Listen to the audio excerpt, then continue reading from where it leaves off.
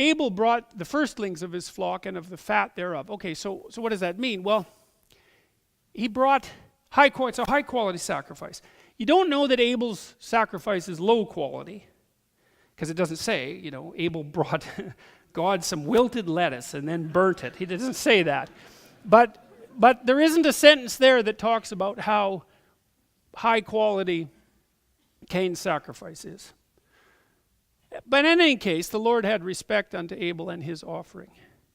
So there's a hint that Abel's putting a little bit more into the whole sacrificial thing than Cain.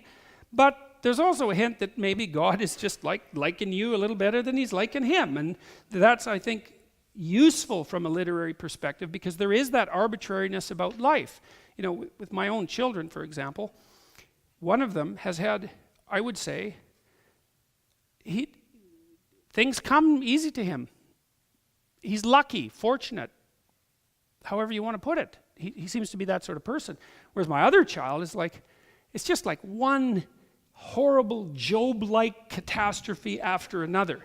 And it's so strange to see that, because as far as I can tell, the characterological differences are certainly not accounting for the difference in destiny.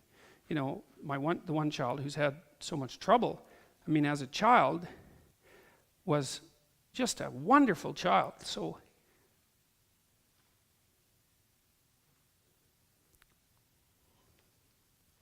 amazingly happy and easy to get along with and fun.